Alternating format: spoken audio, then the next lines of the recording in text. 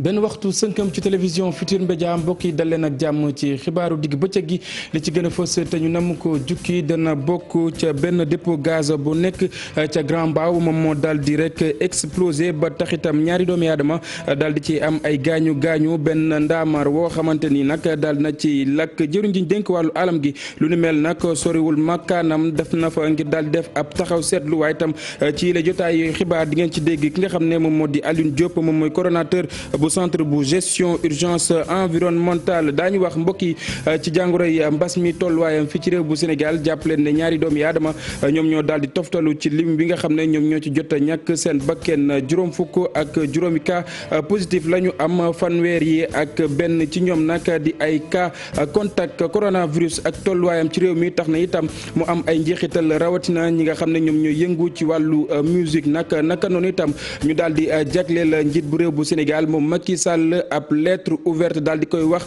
yi nga xam ne moom moo di seen ay bëgg-bëgg waaye itam soxla yi nga xam ne ñu ngi koy jànkonteel jamono yi jàpp leen ne mbokk yi Daniel Gomes nag moom mooy njiit bu association des métiers de la musique li mu xam ne moom moo di ci rek juróom benn weer daal di nañuy ñàkk lu tollook juróom milliards ci suñu ay koppar ka nekkoon njiit bu réew bu Mali nag daal di nay jugee ci clinique bi nga xam ne moom la nekkoon ñuy saytu wàllu wér-gu-yaramam ca benn fan ci weeru septembre ba suñu jonn yàllaay tey moom moomee nag ku moywul daañ ko yóbbu fa nga xam ne moom moo di ca Dubaï ca Émirats arabes ginnaaw itam ba ñu nangoo daal di koy jox ab roplaan médical woo xamante ni dina mën a tax mu daal di amal dem ak dikk boobee mbokk yi daañ ci toftal li nga xam ne moom la yéen kay xëye ni ki tey ji ci àjjuma ji nees kiis ma dikk ñu yaatal.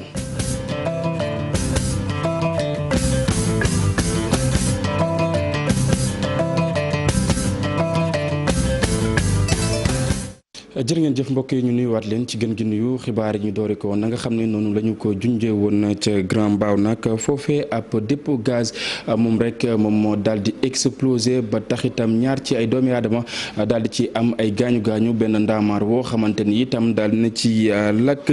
ñu teewlu ki nga xam ne moom moo di Alioune Diop moom mooy coordonnateur bu centre bu gestion urgence environnementale dañuy teewlu ay kàddoom ci micro Salif Sow. signalé woon ne dafa am explosion benn dépôt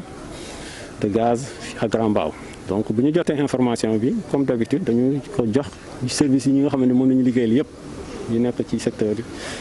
donc loolu moo tax ñu ñëw fii actuellement ak division installation classée ñoom ñoo yor autorisation façon dépôt yu mel nii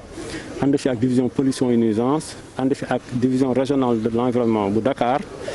ànd fi ak suñu partenaire bi nga xamante ne chaque fois dañuy ànd ak ñoom mooy la section environnement de la gendarmerie nationale donc bi ñu ñëwee fii effectivement gis nañ ne dafa am explosion donc bu ñu laajee mur bi naka la demee gérant bi lu mu ñu wax moom mooy dafa amoon benn camion boo xamante ne dafa chargé woon depuis démb après bu gaaree ci biir léegi nag le matin bu chauffeur bi ñëwee dafa taal rek moo am court-circuit donc loolu moom moo affecté un peu oto yi ba moom explosion. ñu am na ñaari blessé donc chauffeur bi ak gardien wu dépôt bi ñoom ñu ngi hôpital présentement. léegi dañu ubbi enquête pour jëm a xam réellement lan mooy cause yi pour xool su fekkee ne dafa am responsabilité à situer ñu situer ko su fekkee ne dafa laaj ñu améliorer aussi la réglementation ñu améliorer réglementation. ministre Abdou Karim Sall donc jaar na fi léegi ministre de l'environnement et du développement durable ndaxte moom façon événement yu mel nii yëpp fu mu am dafay bëgg a ñëwal boppam. jox nañu ay instructions pour que ñu xool bu baax ubbi enquête pour vérifier defal ko rapport lu mu gën a gaawee. ngay bàyyi xel ci fautes yi am c'est-à-dire accidents yi am erreurs yi am toujours ngay xool nooy améliorer système bi ba loolu bañati am su fekkee ne erreur boobu ci nit ñi la nga gën a corser la réglementation su fekkee ne aussi leneen la nga jéem a changer daal xool. jërëjëf As Malick Diop mbokk yi ñu wax ci leneen loo xamante ni maa ngi leen ko doon junju di mbas mi ak tolluwaayam ci mim réew jàpp leen ne ñaari doomi aadama ñoom ñoo daal di toftalu ci lim bi nga xam ne ñoom ñoo ci jot ñàkk seen bakkeen juróom fukk ak juróom cas positif la ñu am fanweer ak benn ci ñoom nag di ay cas contact ñaar fukk yi ak ñeent di ay cas communautaire ay doomi aadama yoo xamante ni am nañu mbas mi te xamuñu rek fan la ñu ko jëlee duñu sori dañuy teewlu docteur Mamadou Ndiaye moom moo yoroon kàddu bés bi ca ministère de la santé. ci junni ak fanweer ak ñaari test yi ñu jot a def juróom-ñett fukk ak ñett ñoo ci positif yooyu am nañ ci ñeent fukk ak ñaar mooy cas contact mooy ñi nga xam ne jot nañu feebar bi parce que dañoo jaxasoo woon ak ñi yore doomu jàngoro ji am nañ ci ñeent fukk ak benn cas communautaire cas communautaire mooy ñi nga xam ne jot nañ ci doomu jàngoro ji waaye xamuñu fu ñu ko jëlee ñooñu nag seen lim nii la tëddee Thiès am na ci juróomi cas communautaire Gibraltar am ñaar Grand Dakar am ñaar Guédiawaye ñaar Kaolack am ci ñaar Kédougou ñaar Mariste am ci ñaar Mbao am ci ñaar Parcelles Assainies ñaar Sédhiou am ci ñaar Tivaouane am ci ñaar Yeumbeul ñaar Ziguinchor ñaar Fatick am ci benn Ngor benn Ouakam benn Ouest Foire benn Passy am ci benn Pikine benn Point E benn Rufisque benn Saraya am ci benn Sicap Liberté 2 benn Touba benn ak Yoff benn ñeent fukk ak juróom-ñaar si malade yi ñu entré woon hôpital wér nañu bés ni ki tey dinañu génn bu ci yàlla àndee fanweer ak ñett ñu nga réanimation kenn ñàkkul bakkanam bésu démb alarba ñaari fan ci weeru septembre bi ñu nekk ñeneen ñi des hôpital ñu ngi am tan mbokk yi jàppale ne ca diwaan bu Kaolack nag diggante weeru août ak itam septembre nag doomi aadama yi nga xam ne ñoom ñooy ñàkk seen bakken ci mbas mi bésu yàlla sàkk nag day gën di yokk rawatina ñi nga xam ne ñoom ñoo koy amee bokk na ci li ko waral yéex a yëglu wi nga xam ne ñu ngi koy def ca kër docteur ñu teelu reportage bu Ibrahima Diamé ak Fally Gaye. région médicale bu Kaolack nag limu cas de coronavirus yi yokk nañ bu baax a baax diggante ñaari weer rek yëf yi doublé na ba dépassé limu ñaari téeméeri cas. région de Kaolack jot na wàññ lu toll ci ñaar téeméer ak fanweer ak ñaari cas positif ci biir région bi li ñu mën a wax nag mooy li ëpp ci cas yooyu ñi ngi ko wàññ ci diggante tàmbaleeg weeru août bi ak léegi. li gën a bëri ci kay nag ñu ngi ko enregistré ci district sanitaire bu Kaolack ci ñooñu le amee coronavirus bi ci diwaan bi lu mat téeméer ak ñaar fukk ak ñaar jot nañu weer waaye lu mat ñaar fukk ak ñeent dañoo ñàkk seen bakkan. boo seetloo nag ci ñooñu dëddu ñëpp juróom-ñaar ñoo ci dëddu ci biir centre bi nga xam ne moom lañ jagleel faju coronavirus fii ci Kaolack ñi ci des yëpp. am na ñoo xam ne seen kër lañu dëddoo am na ñoo xam ne dañoo egg rek ci centre de santé yi wala ci yenn clinique yi wala même ci service d'accueil d'urgence bu hôpital yàlla moom leen. ci jamono joojule la programme réewum Corée bile ñu duppee KOICA daal di andi njàppalam ci waa région médicale ak enveloppe bu takku indi tamit jumtukaay yu am solo pour acteurs communautaires yi. COVID-19 is the global. tey nag dañoo indi matériel bu xamante ni ñii ñuy woowee agent communautaire yi dinañ ci mën a liggéey yemuñu ci loolu kese dañoo indi benn enveloppe bu toll ci 33 millions pour jàppale leen ci xeex nañ ci gis-gisu kii di madame le médecin chef de région nag li waral kaa yi takarnaase lool ci diwaan bi moo di dem ak dikki bi ak événement yi fi jot am yu mel ni tabaski ci loolu le nag muy profito di soññaat askan wi ñu gën a taxawaat ci respect mesures barrières yi. bu ñu jugee fa nga xam ne moom moo di ca Kaolack ca Koungheul moom ku moywul sibiru bi dina gën a defi lor li nga xam ne moom moo di mbas mi ñi xam ne loolu yi kàddu nag di ndaw yi nga xam ne ñoom ñoo fay yeewoo ginnaaw itam ba ñu doon rek jébbal yenn ci ay jumtuwaay yoo xamante ni dina mën a tax ñu gën a wegu ci li nga xam ne moom moo di coronavirus ñu teewlu ko nga xam ne moom moo yoroon seen ak kàddu Omar Ndiaye moom moo ko taataan. feebar bii di Covid-19 bi mu amee Sénégal ba léegi feebar bi day gën di yokk mu nekk danger pour population bi mais leneen li ci gën a garaaw mooy dañoo fàtte ne sibiru am na ci gox-goxaan yi moo tax ñu organiser journée bi pour sensibiliser leen mais aussi pour woo leen ñu def lii nga xamante ni waa Kër Docteur moom la ñu sant muy ñuy fexe di moytu yenn ndaje yu nga xamante ni amul benn njëriñ te day yokk développement feebar bi mais aussi ñi takk masque yi bu baax a baax mais aussi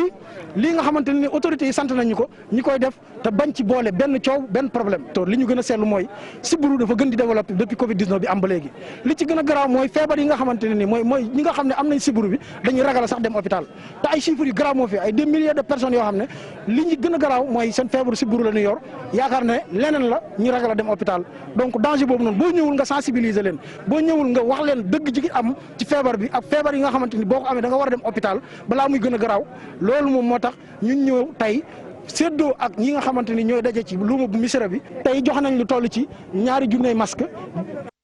boobule jàngoro di mbas mi ak ay njeexitalam yoo xamante ni mi ngi koy def ci ay secteurs yu wuute mu mel ni nag ñi nga xam ne ñoom ñooy yëngu ci wàllu musique nag jamono yi am na ay njeexital bu baax a baax ñoom ñi de nag bëgg indi ay saafara ci mbir mu ni mel ba tax itam ñu daal di jébbal ab lettre ouverte nag jëwriñ ki nga xam ne moom moo di njiit bu réew bu Sénégal moom Macky Sall. Daniel Gomez nag moom mooy njiit bu association des métiers de la musique nag li mu xamle moom moo di fii ak diirug juróom benn weer nag li ñu ñàkk si ay koppar toll na ci juróom benn milliard ci suñu ay koppar Ibou Diouf ak Youssou Baro. comme ni kenn ñeneen ñi sentire ñii di musiciens yi tamit sonn nañu lool ci jafe-jafe yi bàyyeekoo ci mbas mi di coronavirus ci jamono ji nag ñu ngi xayma li ñu ñàkk boobaak léegi. lu ci gën a métti mooy tey ñu artistes yu bëri mënuñoo amuñu dépense lu ci bëri ñu ngi leen di dàq seen kër ñu ci bëri ñu ngi jaay seen instrument te loolu moom defe naa buñ ko sa xoolee noonu métti na loolu te bu ñu xam ne ci li ñu ngi ñàkk 6 milliards ci en 3 mois te fu nga xam ne pour culture bi yëpp 3 milliards lañu leen jox te bu ñu demee ba at bi bu jeexee manquement bu nar a continuer noonu 24 milliards la ñuy ñàkk ci wàllu musique fi nga xam ne culture moom ci côté musique moom rek mën na indi par annuellement 100 milliards. association yi dajale artistes musiciens yi jamono ji nag ñu ngi wax ak kilifa yi mooy li ñu bëgg rek mooy ñu fexe ba ñu delluwaat seen i liggéey. arrêté bu ñu génnee mooy arrêté dootul am benn autorisation pour musique waxuñu autorisation pour yeneen loolu fu mu nee nii pour ñun lu tax ñun ñu ngi ñuy teg juróomi weer. liggéeyuñu waaye virus bi baa ngi continuer ñu ngi ci tegaat ñetti weer ba mois de novembre virus baa ngi continuer kon pour ñun du ñun ñoo waral mbas bi. ci fànn woowu sax ñu ne nag acteurs yi di yëngu ci wàllu musique ñoom sax am nañu ay solution rek lu ñu jébal kilifa yi loolee ñu jaarale ko ci li ñu duppee lettre ouverte. lu ñu bëgg ñu am solution toog ak suñuy autorité ne leen xaalis bu nar a dugg na dugg ci appui nga xam ne dañuy appuyer ñi ñuy liggéeyloo maanaam entreprise culturelle yi lieu de spectacle yi producteurs yi. président de la république mooy protecteur des arts des lettres et des artistes. bind nañu ci lettre bi ne nañu déglu il faut ñu déglu bu ñuy déglu ñuy woy rek ak ñuy jouer mais nañuy déglu itam lu ñuy vivre noonu. gannaaw bi ñu dàkkalee yëngu-yëngu yi ci wàllu cosaan ak aada rawatina wàllu musique ñi nga xam ne ñooy yëngu ci boobule fànn ñu ne nag yëg nañu bu baax a baax yooyu la jafe-jafe donte kilifa yi yëkkati woon nañ ay mesures ngir taxawu leen ñu ne nag li ñu bëgg jamono ji mooy tàmbaliwaat di jouer. Ibou Diouf cant ak ngërëm ñeel la mbokk yi jàpp leen ne Meewaan nag ca département bu Tivaouane la nekk foofee nag coow laa ngay wéy ba tey ci li nga xam ne moom moo di séddaleeg dund gi ñi nga xam ne ñoom ñoo di conseillers municipaux yi nag di joxoñ baaraamu tuuma jiit bu bokk moomeet ba waaye moomee nag ma ngay rag ak deram ba mu daal di set wecc ñu teewlu reportage bu Cheikh Anta Diop ak Seylatir. maire ab Meewaan ne nag dañoo def ab conseil boo xamante ni dañoo génn seen gafaka jënd ci dund ak jiw dimbali ko ñu nekk ci Meewaan néew doole lool. autorisation spéciale jagleel ko wàllu ceeb ñu jënd ci 150 dañu jël 44 millions 100 mille ni dañ ciy jënd ab dund 9 millions 450 yi dañ koy dugal ci wàllu jiw parce que baykat ku koy dimbali ci bu jubam nawet it na nga ko jàppale mu amu jiw. lu nu mel nag ñenn ci ay conseils nee nañ ni ñu defee séddale bi jëmal ko ci askan wi teguñu ko ci yoon. dañu seetlu bi nga xam ne feebar bi am na ba léegi lépp taxawaay boo nga xam ne moom la maire bi taxaw amu ci lenn lu leer. ñu woo ko ci conseil bërki démb interpellé ko jeudi mu ni non les 44 millions engagé guñu ko mi ngi trésor public mu li waroon jar ceeb bi vendredi laa jot man facture 42 millions 600 muy facture 150 tonnes de riz yi nga xam ne moom la jënd mu réceptionné mu distribué. comité bi yoonam nekku ci ah. maire Meewaan gis ne lépp tegul na ci yoon. ñu paree tënk ko ci rapport jébbal ko préfet mu jébbal ko ay kilifaam bu ko laajee ñu utiliser jumtuwaayu xarale yi rendre ko public kenn ku nekk xam jumtuwaay yi moyens yi nga xam ni maire bi sàkk na ko jëmale ko ci askan wi. daanaka commune ab Meewaan du toll ci juróom fukk ak juróom benn conseiller la ñu am waaye ñaar fukki conseiller ak juróom ñaari de ñoom ñoo beru ne d'accord uñ ci mbir mi. El Hadji Diop di premier adjoint au maire bu Meewaan nee na dinañ ci jokkoo ak waa OFNAC ak Cour des comptes ngir mbir mi leer. Cheikh Anta Diop xàll wajëm Ndiaganiao jàpp Sandiara jamono yi nag ñu ngi ci li nga xam ne moom moo di ndox mi ba tax itam yoon woowee ne dem ak dikk dafa xaw a tagga témbe askan wa nga xam ne itam ñoom ñoo fa yeewoo jamono yi ñu ngi nasi pexe fileeg nag ñi nga xam ne ñoom ñoo di autorités yi daal di leen fekk ci si li nga xam ne nag ca la ñu nekk. Abdourahmane Diallo ak Mamadou Gueye ci reportage. ay chauffeur ay transporteur ak ñenn ñi nga xam ne ñoo fay jaar ci gàttal ñu dëkkee Ndiaganiao di ñaawlu anam gi nga xam ni tali bi jógee Ndiaganiao dem Sandiara ni mu mel. yàqu-yàqu bi mooy yàqu na suñu matériel oto yëpp yàqu nañu oto booy dugg ci pax yi xam nga ne di dugg di génn boo xamee oto xam nga ne oto boobu mënatu la baax clients yi it vraiment sonn nañu parce que boo jógee Mbour ñëw wàcc Ndiaganiao sa yaram yëpp day tas pax yi xóot na. yoon wi naqari na vraiment buñ ci mënoon a dimbale daal jàppale ñu te yàlla tax. mbir moomoo tax sax ñu yor mairie bi ak askan wi daal di jël ay gravats ngir fàtt yenn ci ay pax yu nekkee ci tali boobu ñuy fàttali nguur gi diggé yi nga xam ne defoon na ko. ñu bëgg a pompe ndox mi ngàcc ko def ci ciment ak gravat vraiment ba tali bi xaw a praticable surtout à ce niveau là parce que lii moom dara lañ ci mënut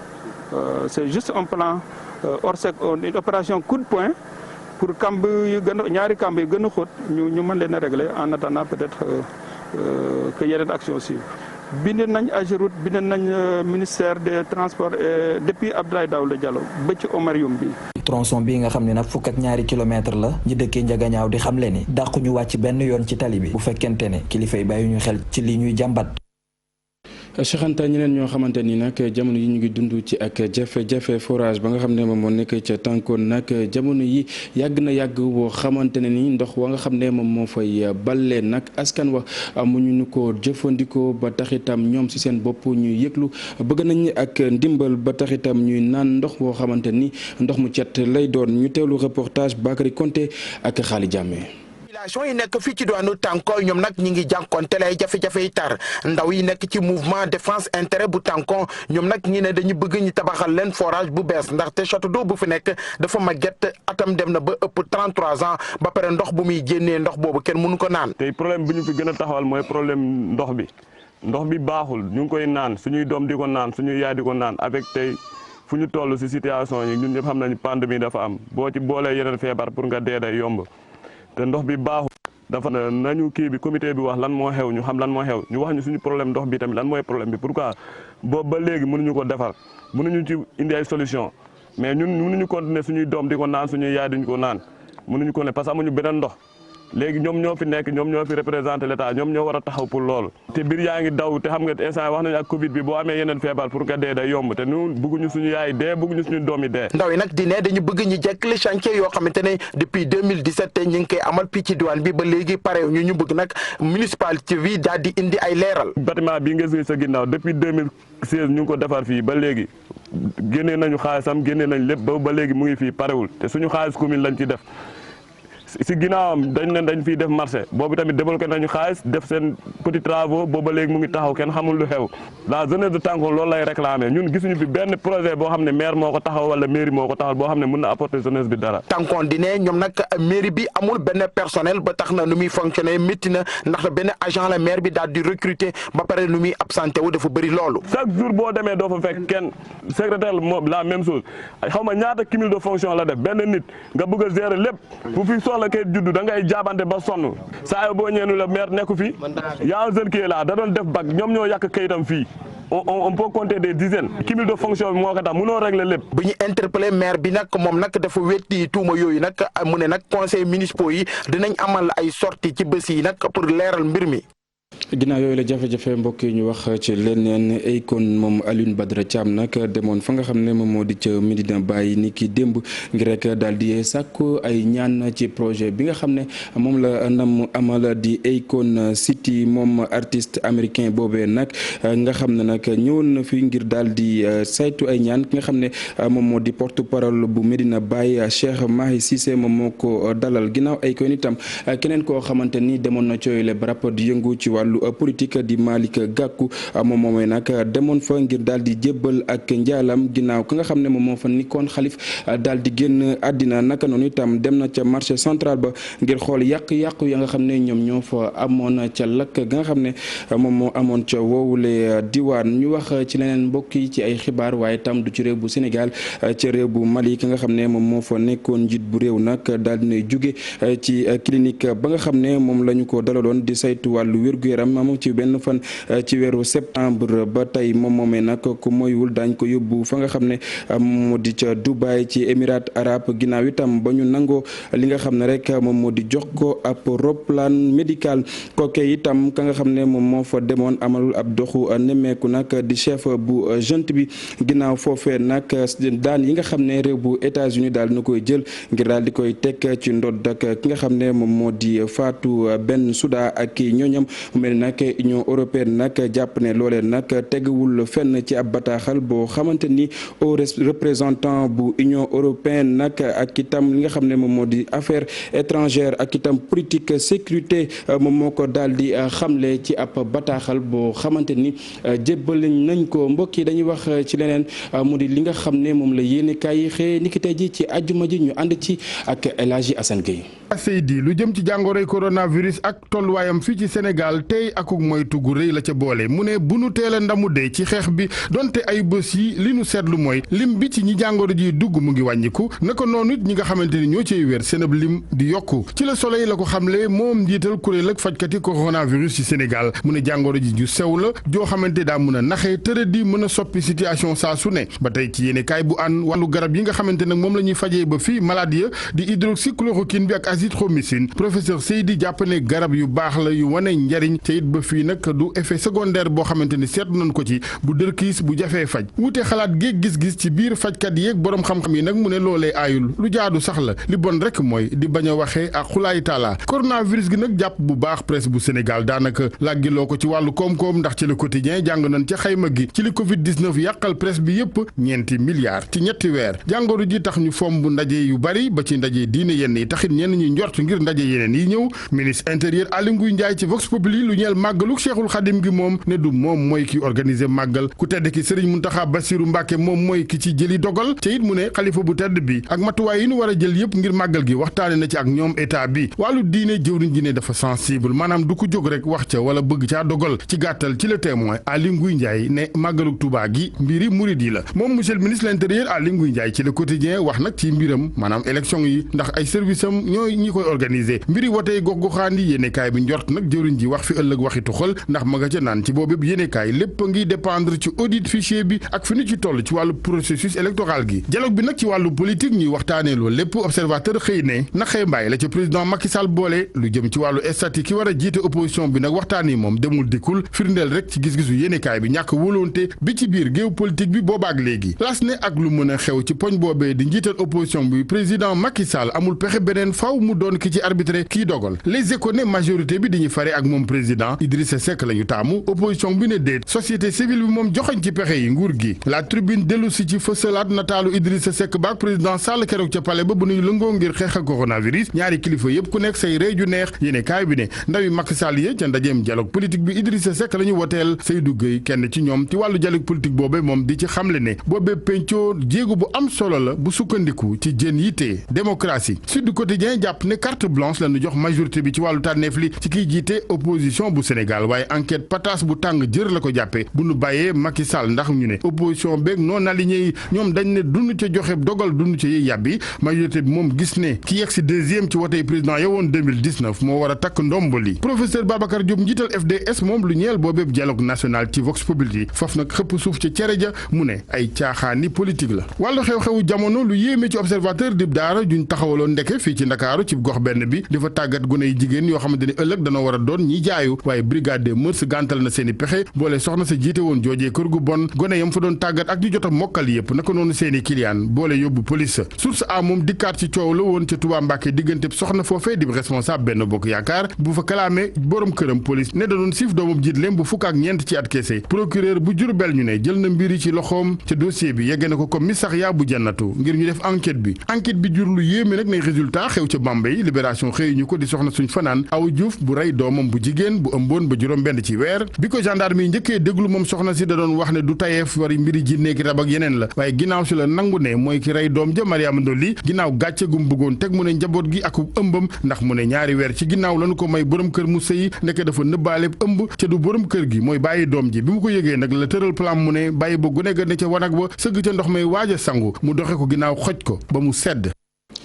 jërëjëf El Hadji Assane Gueye mbokk yi foofee la ñuy jaar daal di buur yi la jotaayu xibaar di daje bi ngoon incha allah daañu fi teewaat ngir jukki leen xibaar yi ci kàllaam mooy kocc lu mooy loolee itam ñu bàyyi leen ngeen wéyi ak programme télévision Futurs Médias kenn dal ak jàmm jërë ngeen jëf.